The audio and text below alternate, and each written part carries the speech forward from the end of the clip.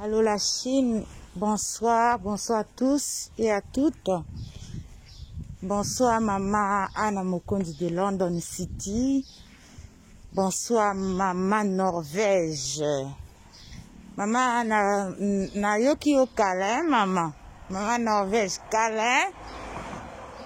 Bonsoir papa Xbox. Bonsoir. Aimé la donne. Naebi kozana boulot. Bonsoir Suzamaba, naebi kete ozana boulot. Bonsoir maman Yvette Matondo, naebi kozana boulot. Bonsoir na bino nyonso. Nalina lobaka la Chine bomona mwana azana bonne famille. Moto azalaka na bonne famille a se justifiaka te. Soko okolaka bien okosi justifier te. Bato ba justifiaka bino moko boyebi. Boyebi déjà. Tout ça a besoin que tout ça il a bino dessin. Botala nanu la baronne.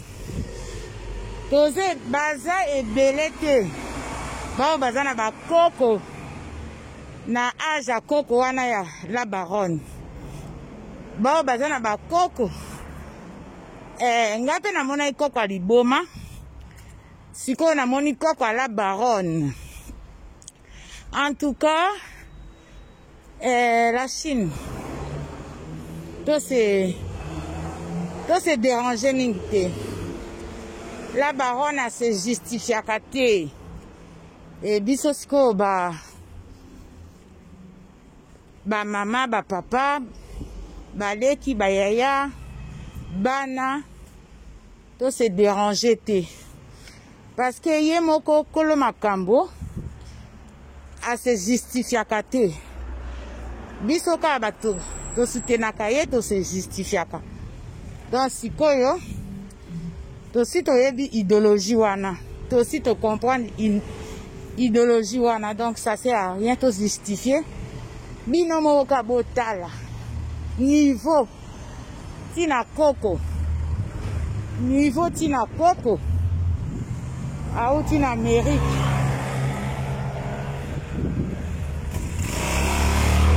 Niveau tina koko. Nazo tambola la Chine. Nga nazaka boye. Kabi tambola. Nazo tambola kaka boye. Mais ezande musala mutezo tambisanga boye. D'habitude na sala kango na voiture. Mais Nicolo naza privé na voiture. Faut qu'on quitte sa articulation munene. Oh munene so eleki ba malade comme aranzo te bele. Donc voilà la Chine yango na bomo nanga. Mu pasola nazo pasola ka banzela. Donc voilà la Chine. Nalena lo baboye. Niveau ya la baronne. Bon moni koko. Bato bazana koko bo ifeza la ka bana na biso to boti na poto biso to za ba koko ya bana wana bana na biso ba boti mais la baronne niveau na ye niveau na ye azana koko na poto pardon botika la Chine to za la ka bien on est dans les bons niveau à la baronne na âge à la baronne azana koko na poto bon sikoyo mutu aboye bosani saka ye bolobelaka ye mabe sikoyo ozomona ke ezosala nango eloko te la Chine totika koloba tosalaka promotion acoustique na confinement mamoyo bakonfinaki ye mama oyo yo mama oyo bakonfinaki yo sa mobali mama oyo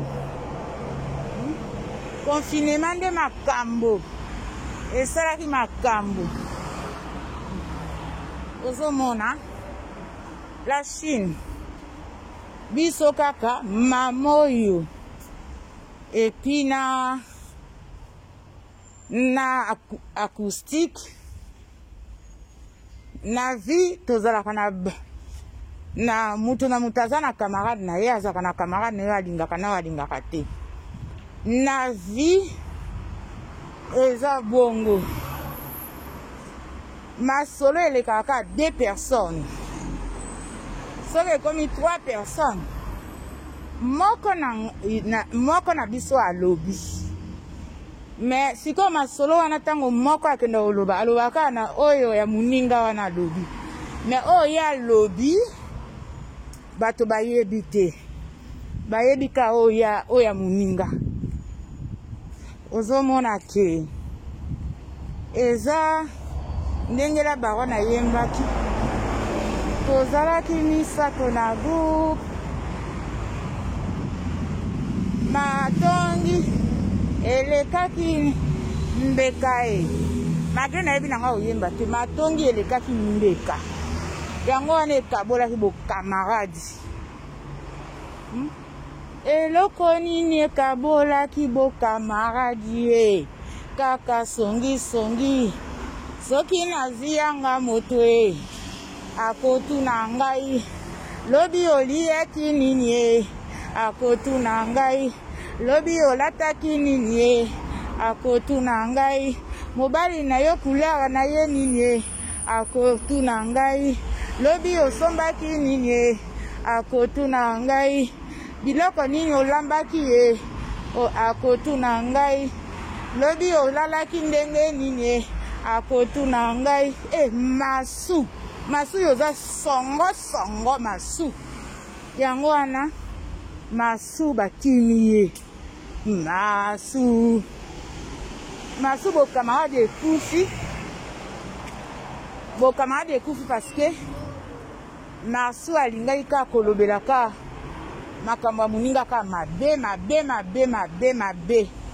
masu alobaki ke ye aza intelligent moninga aza zoba mais masu na vie ezalaka bongo te masu la Chine botene nga rigueur te nazo décortiquer nzembo ndenge la Chine ndenge la baron ayembi signification na nzembo wana soki bozalaki 3 personnes bino so bokini bokabwani ça veut dire que likambo ezalaki mais so likambo ezalaki te bolinga bokabwana te. Franchement, il s'arrête devant le piéton. C'est pas possible. Il devait attendre. Boling sangaya. Ngana zaka matata na sona quand même na nzela. Na sona ka nzela. Donc voilà. Sikoyo, yo moko osali ki songi. Bo camarade ekufi. Hein? Ye akanisa ikoza ndeko na ye menzoka ndo ozalaki ndeko te ozalaki nde rival na ye bon bokamarade ekufi mpo na yango donc voilà vie eza bongo te soki olingi na oyo su moninga te kokosela ye makambo te parce que la baronne aza na Jésus et puis aza na gloire et puis aza na victoire. Voilà vie à la baronne. Aza na gloire et puis aza na victoire. Il y a Jésus-Christ. Bitumba na ye. Jésus-Christ abundelaka ye. Pardon bolimbisa. Masque wana ezosala deux fois mobulu pona koloba. Jésus-Christ abundelaka ye. Et en plus, la Chine populaire va bounder la raye. Et en plus, bana membre va bounder la raye. Et en plus, ba maman autorité va bounder la raye. Et en plus, naba baza la Chine te va bounder la raye. Bon, yo na mutu aboye yo okoko kanana ye obusala kana bitumba. Ego simba kate. Nga siko na sina comprendre. Moya kisasa, hein? So la paie au moins $30. La Chine n'a expliqué bino. $20, et ça déjà 17 000 francs congolais. Dans le lobby, $20. 17 000 francs congolais. Hein? Donc, et ça, soki mutu atindeli yo mbongo oza na 34 000 francs congolais eza ebele na Kisasa azomona mpenza demi-dieu. Bon sikoyo okomanke mutu na yo respect ka mpona 34 000 francs congolais.